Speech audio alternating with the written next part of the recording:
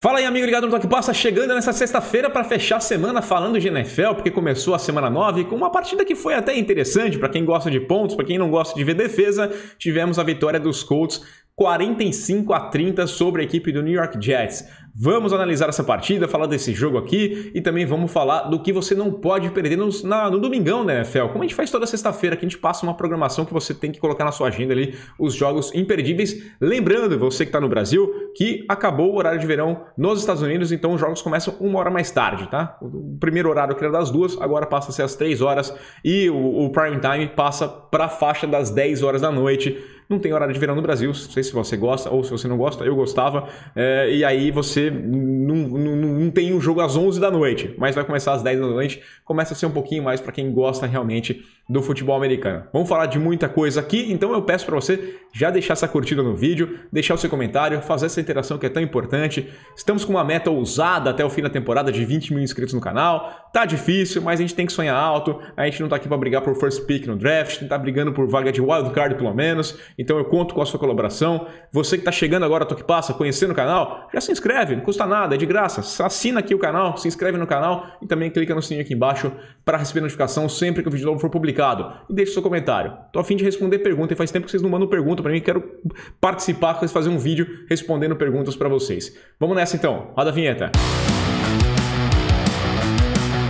Pois bem, vamos começar falando dessa vitória dos Colts 45-30 sobre os Jets. É um jogo difícil de analisar os pontos positivos dos Colts, porque eu acho que tem muito mais uma questão de pontos negativos. Tá bom, trabalho ofensivo, a linha ofensiva, os running backs. Maravilhoso o time dos Colts conseguindo aproveitar as brechas, mas eu vejo muito mais um lado negativo na defesa dos Jets, que foi um desastre. O front seven não conseguindo impedir nada, uma coisa que, olha, deixaria o Robert Saleh de cabelo em pé se ele tivesse cabelo, ou então arrancando os cabelos se ele tivesse algum para arrancar. Mas olha, foi um desastre, certeza que ele vai pegar já na segunda-feira. Vou mostrar ao pessoal, isso aqui deu errado, isso aqui deu errado, isso aqui deu errado, isso aqui deu errado. É só isso que ele vai mostrar desse jogo, pelo menos defensivamente, para a equipe dos Jets, que ainda tiveram uma infelicidade de perder o Mike White, um cara que, pô, chega naquele hype, né? Tava naquele clima de Jeremy Lin, Nova York, o pessoal adora isso aqui, o underdog que vai muito bem. Ele foi o cara da vitória contra os Bengals, foi parar em Canton pelas marcas, como a gente comentou ontem, e aí ele se machuca no primeiro quarto ainda da partida, né? Toma uma pancada, o braço direito dele fica dormente, meio formigando, e ele não consegue ter grip na bola, não consegue segurar a bola. Pelo que o pessoal dos Jets falou, ele vai estar pronto para o próximo jogo, não vai ser um problema, né? Eles já perderam o Zach Wilson, mas ele foi recuperando, ele estaria pronto para voltar no finalzinho, mas aí já estava com tudo perdido mesmo, não tinha por que você arriscar o seu jogador, faz a preparação e mantém ele para o próximo jogo. O Zach Wilson não deve voltar ainda. Mas é triste, né? Eles jogaram com um terceiro quarterback, o Josh Johnson, que não tem muito o que analisar, né? O cara até pegou bons números, mas muito por conta do garbage time. A defesa tinha permitido que o jogo acabasse no terceiro período com um placar de 42-10 no terceiro quarto, então não tinha mais o que fazer. Aí o garbage time ele aproveitou bastante e somou bons números, né? Ele acabou terminando o jogo com 27 de 41, 317 jardas e 3 passos para touchdown. Quem tinha começado bem, o Mike White tinha começado bem mais uma vez, né? Tinha sido 7 de 11, 95 jardas, um passo para touchdown, belíssimo ali para o Elijah Moore, né? O primeiro touchdown recebido pelo calouro que foi recrutado aí no último draft, o recebedor, mas infelizmente tem essa situação, né? Inclusive faço até o convite para você ouvir o podcast do Toque Passa NFL, gravei ontem, a gente fez a live lá na Roxinha, falando falou um pouquinho da situação do Mike White, do Zach Wilson, e eu brinquei que os Jets podem chegar naquela situação de ter que escolher, porque podem ter dois bons quarterbacks no final da temporada. O Zach Wilson, um cara que você apostou nele no draft, e o Mike White, que é um cara que entregou, botou ele numa situação, ele foi lá e entregou muito bem.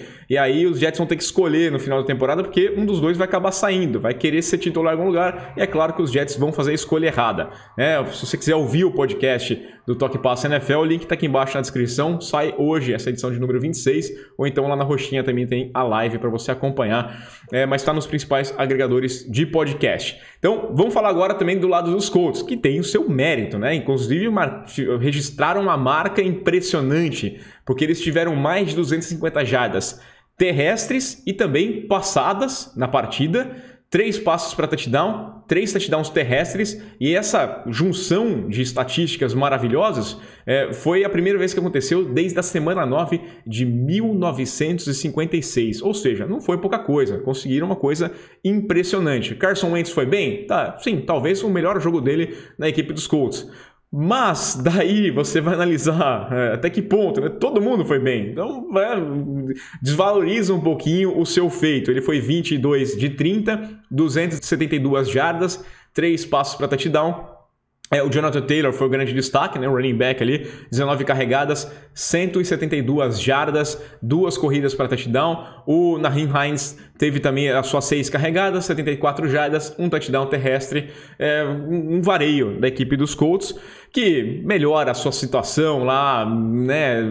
Mas eu acho que tá muito difícil essa briga por vaga nos playoffs, porque eles estão agora ali mais coladinhos e é normal que os Titans percam no Sunday Night Football para a equipe dos Rams. Agora eles estão lá, o 6-2 a equipe dos Titans e os Colts estão 4-5.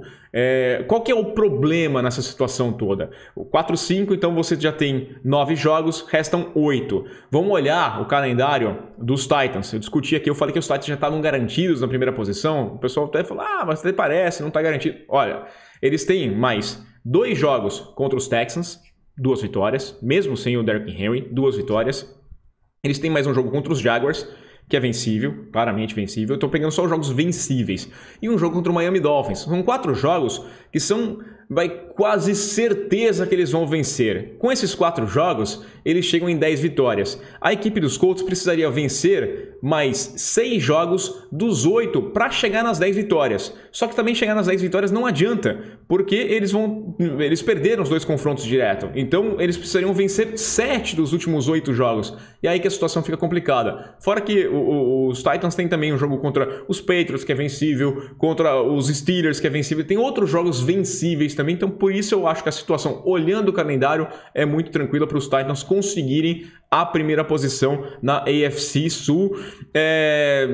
O que vai influenciar, claro, a perda do Henry é essa briga pela primeira posição na AFC, porque é uma perda tremenda, a gente já comentou bastante aqui também no Toque Passa. Então, é isso, eu acho difícil para os Colts, mas vale seguir lutando, né? Quem sabe você consegue pelo menos ali uma vaga de wildcard, mas a divisão, para mim, já está na mão dos Titans. Deixa a sua opinião aqui embaixo. Vamos lá, vamos falar do Domingão. Vamos começar passando aqui vamos misturar aqui as notícias do dia junto com os jogos que valem a pena ser visto, né? Lembrando, tem essa mudança no horário, não vai perder hora, não vai chegar mais cedo lá, chegar às 2 horas, ficar esperando, não vai estar passando ainda 3 horas da tarde no horário de Brasília. Para mim, volta no horário, eu tô aqui em Portugal, volta para mim a ser às 6 horas, só semana passada que foi um pouquinho melhor, que foi às 5 horas.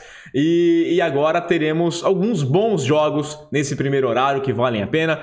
Passar rapidamente, como eu vou falar de notícia também, tem às 3 da tarde, tem no primeiro horário o jogo entre Cowboys e a equipe dos Broncos. Eu acho que é uma vitória tranquila da equipe dos Cowboys. Até porque o Dak Prescott, essa notícia, volta. Então, se eles conseguiram vencer os Vikings, que tem uma defesa forte, é um time bem arrumado, um time melhor que a equipe dos Broncos, e conseguiram vencer com o Cooper Rush, com o Dak Prescott, vai seguir essa tendência aqui, os Cowboys devem passar o carro para cima da equipe do Denver Broncos. Tem também um jogo que vale a pena, vai passar até na ESPN, né? Foi o jogo eleito pelo FanSport, que é o jogo entre Panthers e Patriots. Eu sei que muita gente criticou porque é mais um jogo dos Patriots, mas é uma partida que tem seu interesse. São 2 times 4-4, uma derrota pode acabar complicando demais a vida dos dois, sonhando com vaga nos playoffs. Você tem o reencontro do Sam Darnold com os fantasmas, a defesa dos Patriots, a defesa do Bill Belichick. Você tem o Mac Jones ali enfrentando o Stephon Gilmore. Então você tem ali as suas coisinhas que deixam esse jogo um pouquinho interessante. Mas não são esses os jogos melhores que eu acho que você deve assistir nesse horário. Quero que você foque, preste atenção na partida entre Cincinnati Bengals e Cleveland Browns. Eu acho que esse é o melhor jogo desse primeiro horário, porque tem a novela Odell Beckham, ela tá ganhando novos capítulos, o pessoal tá falando que é bem provável que o Odell seja de fato dispensado. Muita gente já tá olhando ali a lista do waivers para ver quem que pode pegar. Tem que olhar a situação de cap também, né? Eu sei que você consegue fazer uma manobra aqui, mexer ali para conseguir encaixar o contrato do Odell, né, desse ano de 14 milhões e meio de dólares, mas não basta isso. Eu falei aqui ontem, eu acho que você tem que ter um time que seja interessante, porque senão você não vai levar o Odell Beckham. Você vai levar o problema Odell Beckham. Se você é a equipe, vamos lá, dos Lions, os Lions têm espaço no cap, conseguiram arrumar lá, puxa o cara. O Odell vai chegar como lá em Detroit? Ele vai estar feliz? Não, ele não vai estar nem um pouco feliz, porque ele vai jogar num time que é pior do que a equipe dos Browns. Ele vai criar um problema, ele vai fazer a mesma novelinha, vai ser uma situação complicada, ele vai forçar a barra para quem sabe ser dispensado para virar free agent. Então eu diria que hoje o mais provável que aconteça com o Odell, sensação, tá? Não tenho confirmação nenhuma, alguém pode fazer investimento. Os Jaguars têm espaço no cap, falar, não quero nem saber, vem pra cá. E talvez o Odell vá lá e fale, tá bom, tem esse moleque aqui, o Trevor Lawrence, talvez eu me encaixe com ele e as coisas vão adiante. Acho pouco provável, mas pode rolar. Eu acho que o mais natural seria o Odell hoje virar free agent. Ele pega esse contrato dos Browns, os Browns já aceitaram essa derrota, pelo que estão saindo nos reports aí, não vai rolar com ele mesmo, só vai deixar o ambiente um pouquinho mais conturbado, até porque tem jogador que está meio do lado do Odell nessa história e colocando em xeque a liderança do Baker Mayfield, né? O que é normal, o Baker não está conseguindo fazer o time vencer, e aí é difícil você ser líder se você não consegue falar para esse time. O cara não se sente liderado por alguém que não garante para ele que ele vai estar num time brigando por alguma coisa. Então esse jogo é importante, porque tem essa novela dos Browns. É um jogo importantíssimo, porque o time está 4-4, pode acabar a temporada para a equipe do Cleveland Browns com uma derrota. É mais do que essencial vencer esse jogo, depois principalmente da derrota diante da equipe do Pittsburgh Steelers. E do lado dos Bengals virou uma questão também, né, essencial, porque você com 5-3, depois de uma derrota para os Jets, que acabou custando até a primeira posição na divisão, fica mais complicado. Você precisa mostrar para o pessoal, peraí, a gente estava empolgando todo mundo, mas essa derrota para os Jets aconteceu. Acho que a gente estava sonhando demais, sonhando alto e acabou perdendo. Mas é um jogo que acaba sendo muito importante para os dois. A situação hoje na NFC Norte tem o Baltimore Ravens como líderes com 5-2, que é um outro jogo que vale a pena você assistir também. O Cincinnati Bengals tem 5-3, os Steelers tem 4-3 e os Steelers têm grande chance de vencer e ficar 5-3. E o Cleveland Browns está 4-4. Então é uma divisão, acho que é a divisão mais pegada neste momento da NFL, porque os quatro podem sonhar, os quatro têm suas qualidades, até quem a gente achava que não tinha qualidade nenhuma, que era a equipe dos Steelers, que a gente achava que ia ficar lá embaixo, está conseguindo ganhar seus jogos e complicando essa divisão ainda mais. Então é um jogo bom. E vale a pena, nesse mesmo horário, ficar de olho na equipe do Baltimore Ravens, recebendo o Minnesota Vikings. Os Vikings que tem um time que decepciona, porque o ataque não consegue render, por mais que o Kirk Cousins tenha bons números, ele não é efetivo, né? Ele consegue bons números, mas na hora do vamos ver, o time não produz pontos, não rende, né? Perde jogos equilibrados, ganha aquelas partidas que você não acha que não vai ganhar, e a tendência é que os Ravens ganhem essa partida com certa folga, até porque eu acho que vão correr muito bem com a bola, vão conseguir abrir o placar e vão conseguir passar o carro ali e ganhar da equipe do Minnesota Vikings. Mas esse é um jogo legal de se assistir. Tem alguns bons jogos que estão nesse primeiro horário. E lembrando que assim que acabar esse primeiro horário, eu vou chegar aqui no Toque Passa de novo para falar desses jogos, fazer uma primeira análise, porque a gente consegue focar um pouquinho mais no vídeo da segunda-feira, nos jogos do segundo horário e também no Sunday Night. E o segundo horário, ó, tá maravilhoso. Tem o melhor jogo do dia para mim, que perde um pouquinho do seu brilho por conta do Aaron Rodgers, mas o confronto entre Packers e Kansas City Chiefs, o jogo em Kansas City, é sensacional. É um jogo que merece a sua atenção, porque você tem a equipe dos Chiefs com a corda no pescoço, 4-4, uma situação delicada, venceu os Giants, mas não convenceu ninguém. E do outro lado você tem os Packers, que ganharam do Arizona Cardinals, que podem levar a melhor campanha da NFC, mas sem poder contar com o Aaron Rodgers, que está com Covid. E aí fica aquela questão, Jordan Love vai ser o suficiente? Jordan Love, vamos lembrar, estava sendo preparado por muita gente para ser o titular já dessa temporada, né? Tinha aquela novela toda do Aaron Rodgers, se ia jogar, se ia pedir para trocar, se ia aposentar. Então o Jordan Love, teoricamente, já está pronto para ser titular da equipe do Green Bay Packers.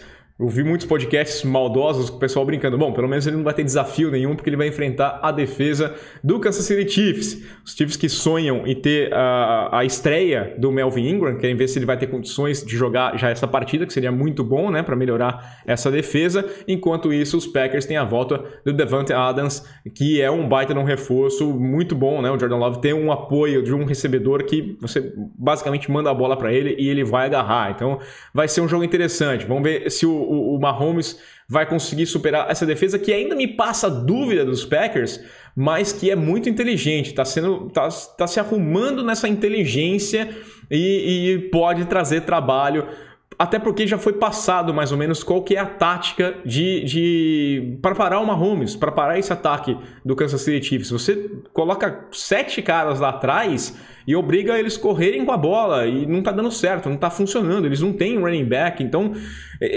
é problemático esse ataque da equipe do Kansas City Chiefs, mas vai ser um jogo interessante, vai ser um jogo legal, necessidade dos dois lados, né? Importância para os dois lados, uma vitória, e Jordan Love dá esse temperinho a mais nessa partida.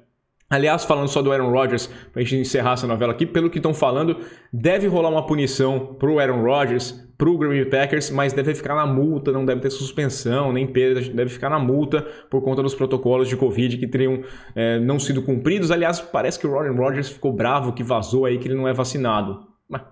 Bom, vamos lá. Nesse mesmo horário, outro jogo que vale a pena ficar de olho é na equipe do San Francisco 49ers recebendo o Arizona Cardinals. É um duelo de divisão, é um jogo que vale a pena, mas que tem um claro favoritismo do Arizona Cardinals, um time muito melhor, 7-1, o San Francisco 49ers ainda desequilibrado, mas jogando a vida, né? Porque 3-4, se perder mais essa, fica 3-5, já pode esquecer a temporada, vamos adiante. Tão empolgados aí com a vitória sobre o Chicago Bears na semana passada. A defesa conseguiu dar um trabalho lá para o Justin Fields, segurar bastante Justin Fields.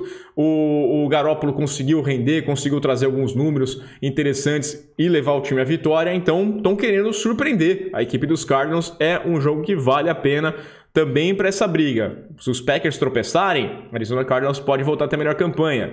E vai botar uma pressão a mais na equipe dos Rams, que vai fazer o Sunday Night Football, o outro jogo que você tem que assistir, porque é a equipe dos Rams enfrentando o Tennessee Titans.